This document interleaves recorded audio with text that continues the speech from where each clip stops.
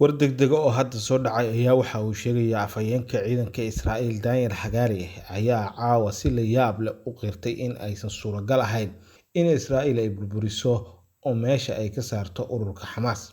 Wuxuuna ku sheegay wareysi uu siiyay telefishinka Israa'iil ee Janaal 13.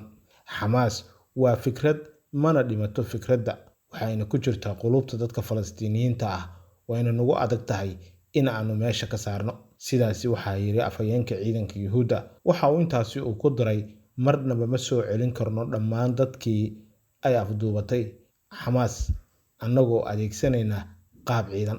Qiimaha aan ku bixinay dagaalkan waa mid aad u sareeya mana aamusi karno.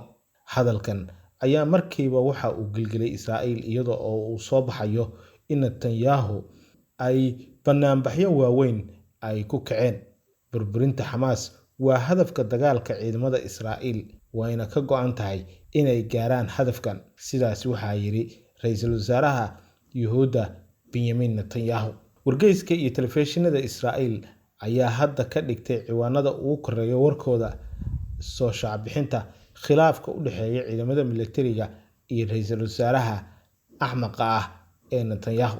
Tan oo sare u qaadayso doodda Israa'iiliyiinta gaar ahaan qoysaska ay ka maqan yihiin maxaabiista oo sheegaya in Netanyahu dagaalkan uu u dheereynayo sidii uu sii joogi lahaa xafiiska iyo weliba si indhala-aan ah sababo u gaar ah oo uu ku doonayo inuu kursiga ku sii joogo. Siyaasiyiinta mucaaradka iyo falanqeeyaasha Israa'iil ayaa dhankooda soo bandhigay in ay si cad u muuqanayso inuusan jirin qorshe Israa'iil ay ku guuleysan karto oo ay kaga adkaan karto ururka Xamaas.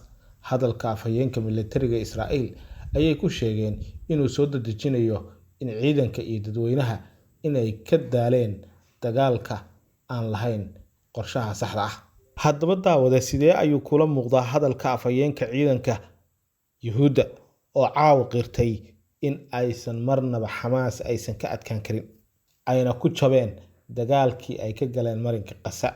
Wixii fikradaada aan nala wadaag noogu soo qor qaybta hoose ee commentiga wixii aragtidaada ah. channelka yaga rasmi radio noo follow gare Facebooka iyo YouTubeka labadaba. Mahadsanid.